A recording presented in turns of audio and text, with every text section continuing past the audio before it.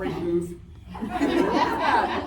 There's almost nothing that Can we see potatoes him? don't make better. So. Can you see him in Well, this you one? can actually thank Denise Campbell, Where I'm standing. because she brought them to small group and they were left over potato skins, so I took them all up. Yeah. Just throw them in there. I love it. Well, If you I love wished it. it, we should be good. Frugal and delicious, and my favorite kind of food. So I love just asking God in moments just before I get to speak to him. What would you say? You know, what's from your heart? And some of that is just sometimes that isn't that you need theological knowledge or anything in particular like that.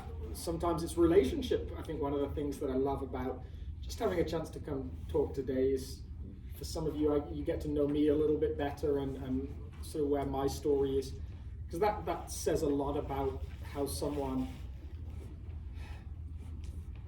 husbands someone, how he parents them, how he pastors a church as well. There's just a load of my background that comes into how I do what I do and what makes South to a certain degree.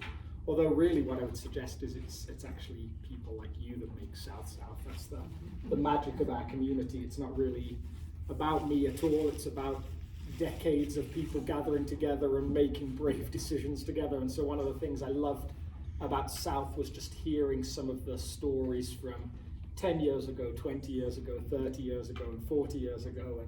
And it's been fun for me to get to know Ryan over the phone, to get to know Brad, to get to know Dale, and just hear some of their stories and just get a sense of the fact that God has been shepherding South for years. And that's not really about me as a person called to shepherd in this season. It's about the fact that Jesus operates, it seems, as the lead shepherd, even in amongst different personalities coming in and different ways of being involved. That's a really upbeat tune. I like that. I have to get that ringtone for mine. So I grew up in a very Christian home. And this will tell you a chunk. The first narrative I have about my life was the day I was born. And my grandma, for years, my grandma was fantastic. My mum's mum, very faithful, prayed for me and my siblings every single day of our lives. And she said she was sat on the bed with my other grandma, who I don't really remember, who passed away when I was 1 or 2. And my dad's mom said, "What's to become of him?" And I was, again, my mum's it was my mum's first. I was my mum's first child, so she was her mum's only daughter. Very special relationship between them. This was a big deal for my grandma. So I'm going to suggest she may have been reading some of her own personality into that. But she looked at my grandma and said, "What do you mean? What's going to become of him? He's going to be John, Billy Graham, Wesley." Which you can imagine gives you a lot to live up to. So I'm like, instantly, as I get to like an age of understanding, I'm like, wow, I've got to do 200,000 miles on horseback and preach to about 1 billion people over the next few years, however long God gives me.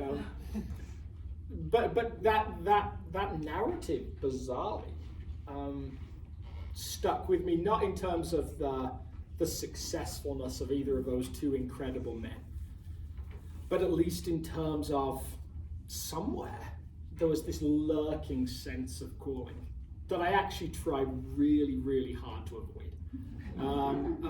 I think when I've looked back, my kids are now at an age, especially Elena, where she's starting to dream about what her future looks like, and she's even showed a video the other week of her at 4 or 5 in the same day, the 8 different occupations that she was dreaming that she might operate within.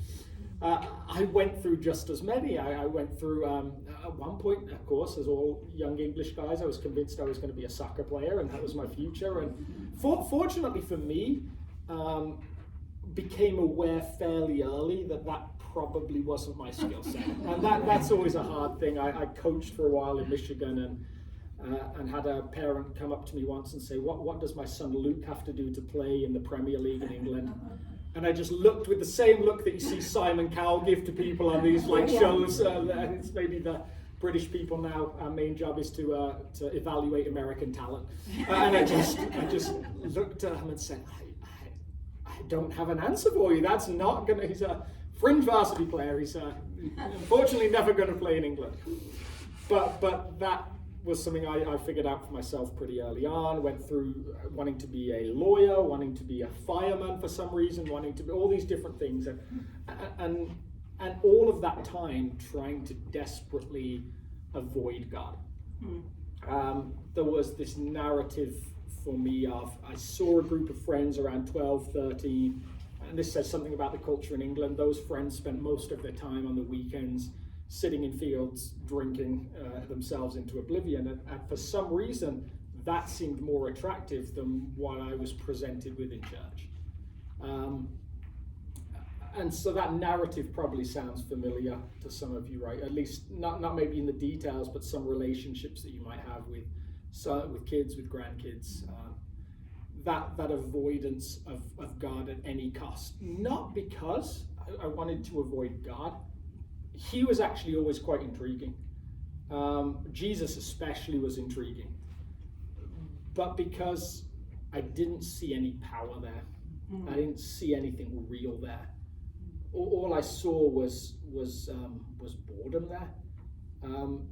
And I saw the same people doing the same things every week. I actually went back to the church that we grew up in, and 40 years later, it was both reassuring and sad to see the same people sat in the same spots doing the same things. There was less hair on some of them and more weight around the stomach for some of the guys, but there was a faithfulness, but also a sadness that nobody knew had joined this group.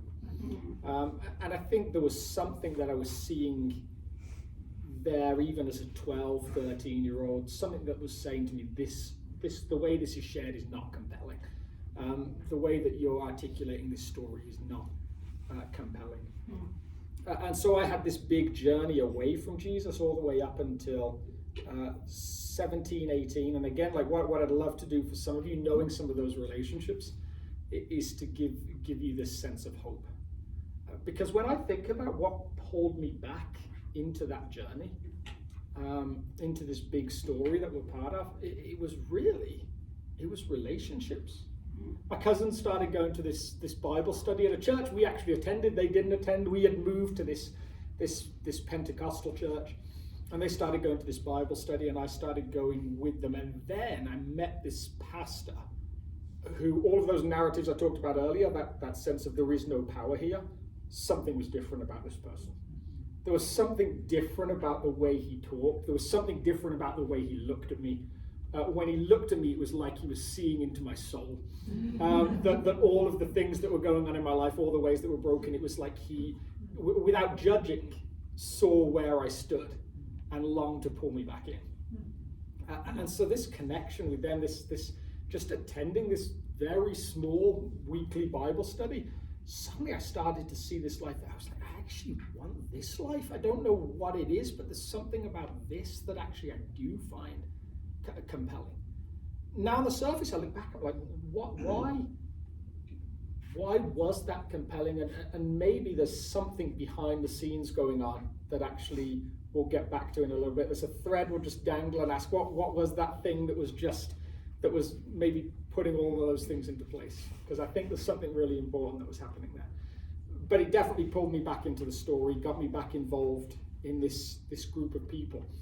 And so suddenly I went from 16, 17 years old on this journey of just disconnected, no interest in church, to 18, 19, suddenly going through baptism, suddenly standing up preaching for the first time, being asked to go and speak at these different events and stuff. And the shift was just kind of like, it was bizarre because I can't put a date or a time on it. You have, maybe you grew up in a tradition where you were told to write the day and the time and everything that you accepted Jesus in the front of a Bible, and you've still got it there. I'm sure I have that as a kid.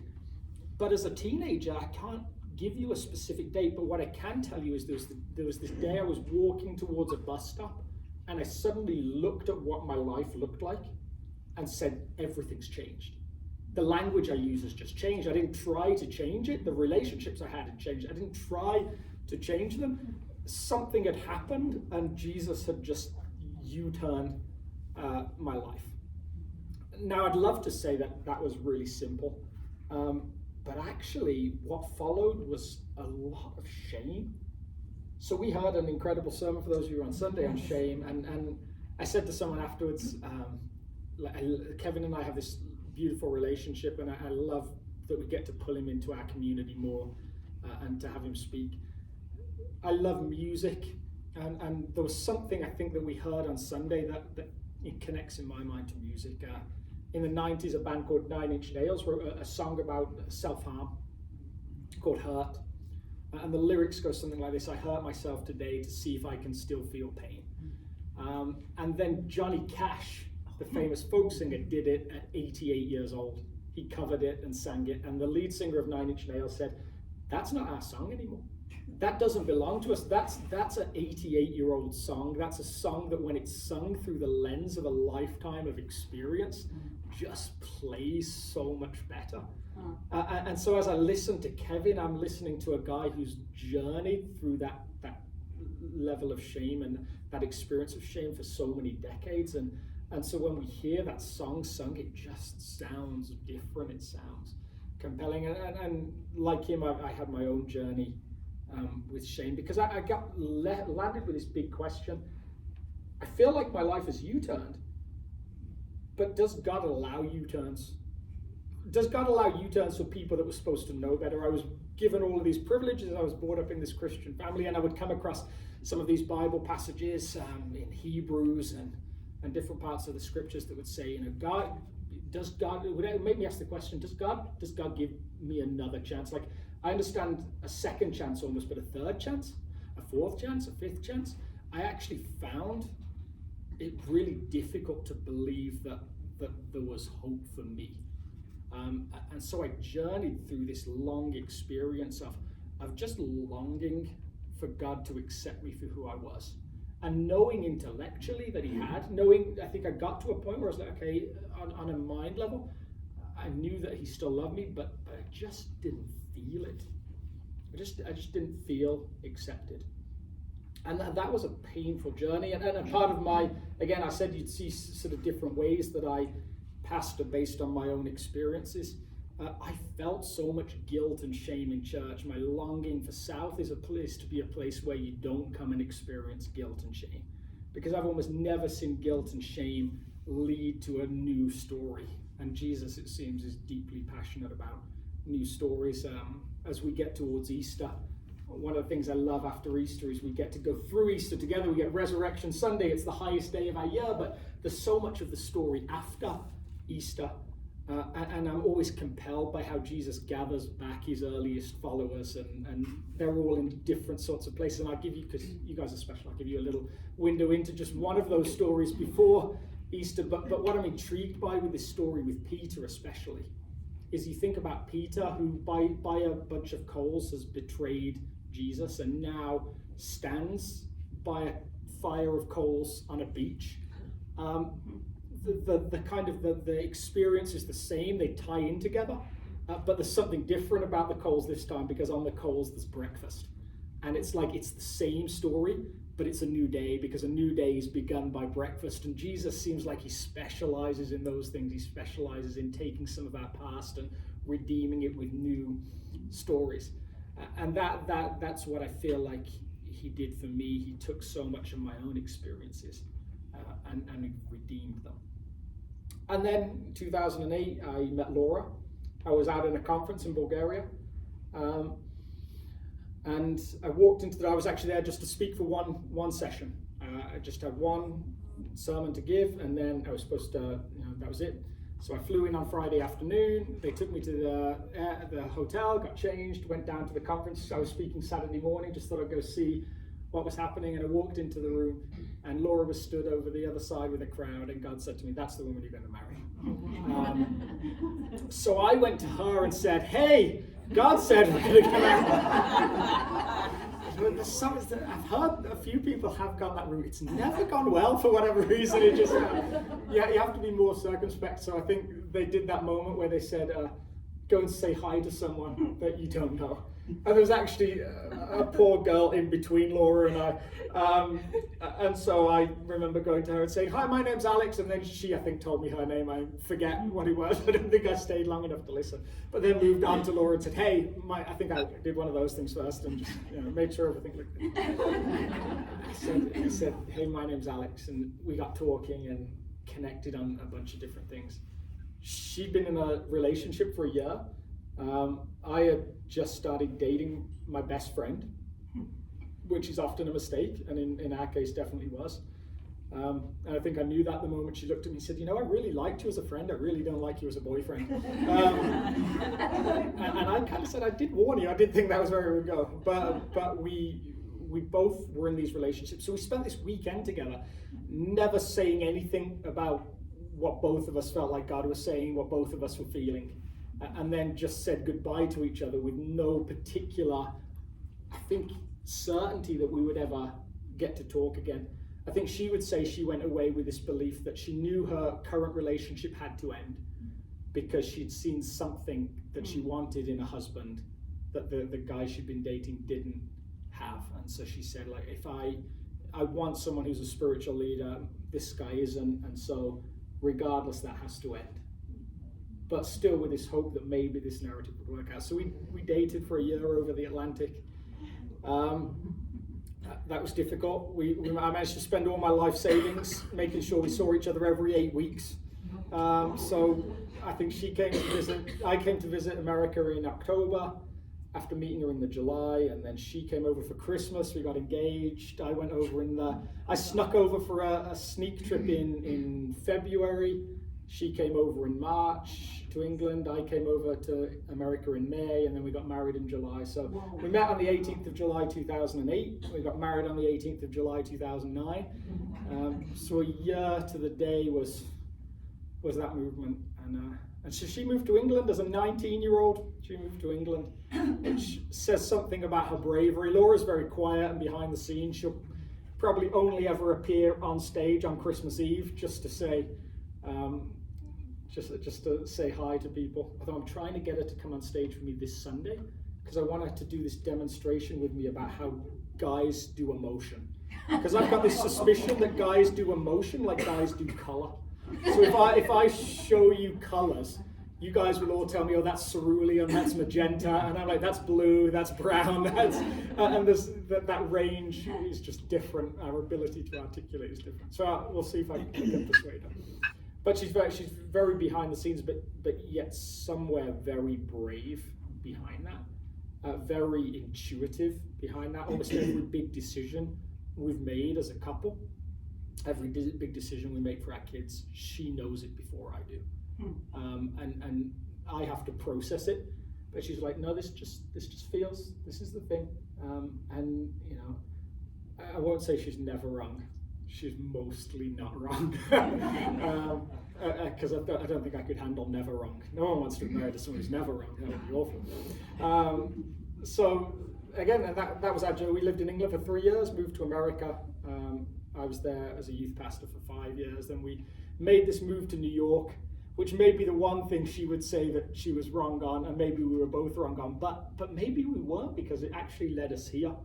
We went out to pastor this community there, and my personality is very much, I like to work very hard right up to the end of any place God calls me. And so I drove all of our stuff over on a Thursday afternoon, and then Laura flew with Jude, and I met her there with the stuff, and we unpacked it all. And then the next morning I flew back to Michigan, took a group of students, about 60 of them, away for a retreat. And as I'm driving across country, Laura's already landed in New York at this point. She says, "I'm just sat here on the floor in tears. There's no furniture in the house, and I just met the executive pastor, and she's fallen out with the lead pastor. They haven't spoken for 3 weeks. I'm not sure this is going to work out." And I say, wait, don't panic. I can turn around the van, but let's not do that straight away. Let's believe that God called us to be thermostats, not thermometers. We're supposed to help change a temperature, not just take the temperature.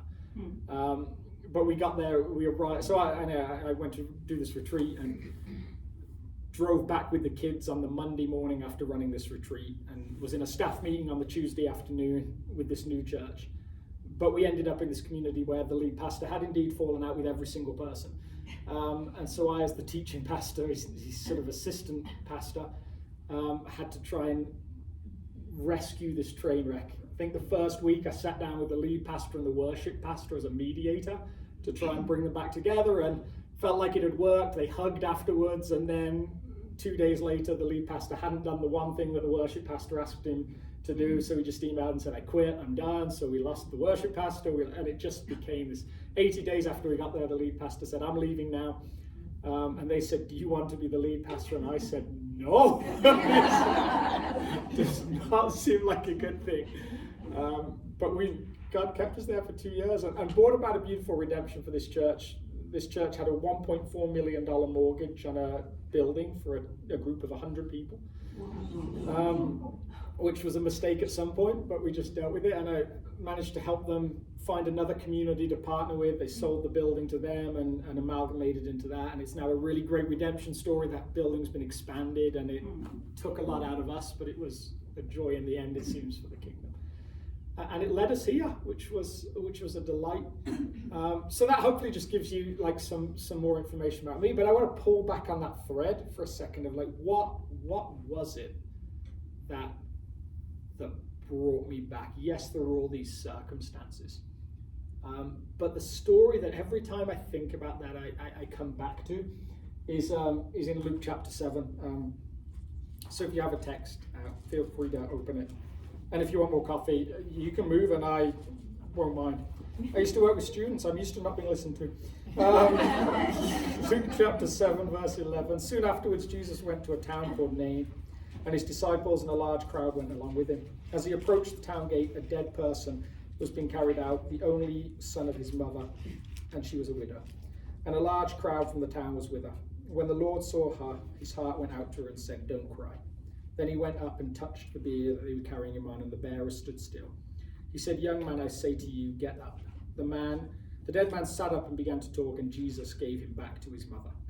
They were filled with awe and praised God. A great prophet has appeared amongst us. They said, God has come to help his people. This news about Jesus spread through Judea and the surrounding country. Now, one of the interesting things I always find with Jesus is the miracles are never usually the point. There's usually some other thing behind it. There's these incredible healings that happen, and yet there's people that don't get healed even with Jesus. There's places that he goes and it says he couldn't heal many people because of the lack of faith of the people. There's stories that don't always make sense. Why go to a pool like Siloam in John chapter 5 and heal one person and leave a whole bunch of other people apparently still sitting there?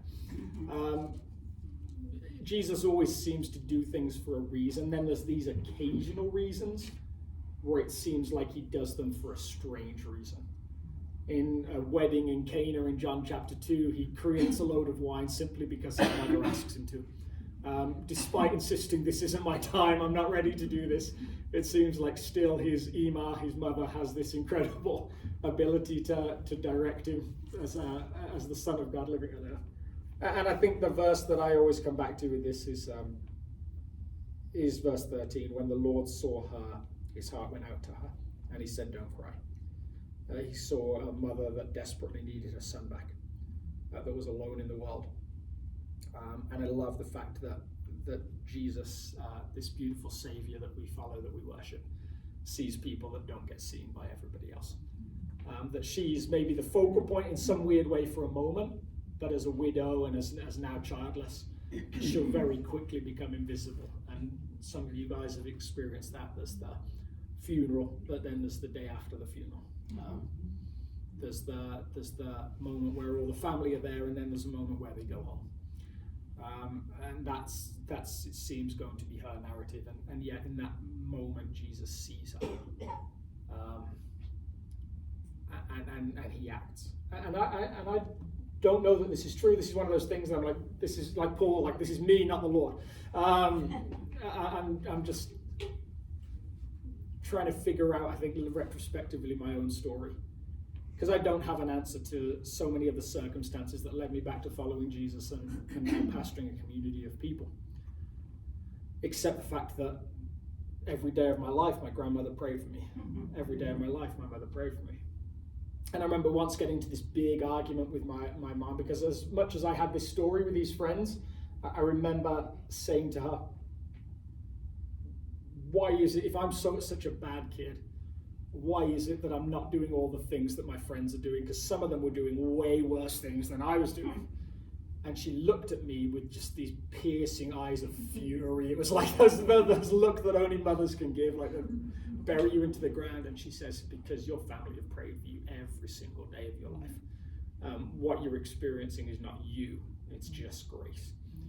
And I don't know why some narratives come around when we want them to. I don't know why some narratives seem to take decades to come around. I don't know why some of the people we pray for never seem to respond. I don't know why. I've been in communities where we've prayed for the sick and God has healed unchurched people that have wandered through the door dramatically, and the faithful person that has been there every single week, that person hasn't been healed. And even in that case, I guess the beautiful narrative is that for that follower of Jesus, the story is still good. I don't know why. I know great mothers that pray for their sons and daughters who aren't following Jesus, and I don't know why. I know some that pray, it seems, casually, and that story comes around. But all I do know is that it seems that somewhere Jesus sees us in the midst of our prayers, in the midst of feeling like we've been forgotten, and in the midst of having family members that we long for. And his urge for us is to keep praying. A guy back in England has this beautiful little cliche. I love cliches, to be honest. I don't know why they get such a bad rap. And he says this, he says, when I pray, coincidences happen. And when I don't, they don't. It's like the golf cliche, like the more I practice, the better I get, the luckier I get. There is somewhere for me this belief that my journey turned around because Jesus is good and faithful, and because two very faithful women prayed every single day, that I would become everything that they hoped I would become. And I think so. As I just said to Jesus, what are we talking about today? My hope for you is for those people that you love, is that you keep praying, you keep longing, and that you see surprising turnarounds. That are not any less surprising than a dead man sitting up on a stretcher and being handed back to his mother. So that's what I have for you. Can I pray for you guys? Yes. Jesus, just again, I'm just aware that South isn't South because of me. It's South because of you, and South because of years of your faithfulness. Of you taking everyday people like us and using them in a community. So God, for whatever stories there are that seem incomplete, whatever stories at the moment there are that seem full of grief, would you keep redeeming those stories? Would you keep us hoping for those new stories? For husbands, for children, for grandchildren. Thank you for your incredible redemptive work that reaches the most hopeless, brings a new story about. Amen. Thank you. So, June, what do we do? Does anybody have questions for him or want to ask him anything? Why was your wife an American in Bulgaria? She was on a mission trip. Oh. So she was following her own journey, and that in itself was very bizarre because she, at 18 at the time, had just had this compulsion. She needed to do something. She was in a very small Free Methodist church, maybe 70, 80 people. A youth pastor that she had a really good relationship with, female youth pastor, otherwise the whole thing would never have happened. And she just went to Renee, who ended up marrying us, and said, I have to go on a mission trip. And Renee said, I'll make it happen. And so they just went, just the two of them, no one else. They just went out to Bulgaria and were there for a month. And so I was part of this conference, and she just happened to come up to the conference to help with some of the teaching. And that was it. Very, Very coincidental. We like any coincidence. Yeah. Totally, we like those coincidences. So, this is for you, and Ooh. you'll have to share it with your family because it's frozen, so you can't have it now. Oh, that's so smart. I thought that We was a can get wise home. thing to give it to you, because if I gave it to you now, then you'd go back, share it with staff, and then family wouldn't get any. Yeah. And we want you to get some. I love it. Thank you so much. Oh, wow. Man. It's a cream cheese chocolate chip bread. So doesn't that sound good? So I was going to say, I think one of the things that I think Barb or Eugene emailed me about was how can you guys pray for South? Because I know that many of you do that very devotedly and committedly. And I think your prayers have made a huge difference to South over years and will continue to do that. One of the things that I think that I long for South, again, I've spoken about this since I got here.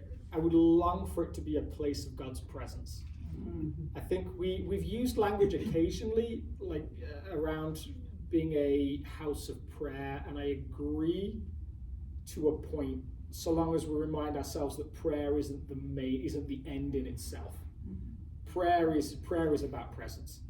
It's about entering the presence of the God of the universe and being with Him, and sometimes asking Him for things, and sometimes Him saying yes, and sometimes Him saying no. But the purpose in itself isn't just to pray for its own sake. It's a longing to be with Jesus. And every time that I pray for someone who comes for prayer for sickness or anything, my first prayer is, God, would you bring your presence? Because sometimes that presence will bring physical healing, and sometimes it will bring spiritual healing. Sometimes it will bring peace as that person makes their journey into Jesus' arms. Sometimes it will bring a new story that's unexpected. And I never am aware in the same way that Jesus is as to what that story is. But He knows. And so longing for South to be this place, and especially with the thing that we've started to do on the first Monday of the month, of just creating a space. We've said prayer and worship, but really it's presence.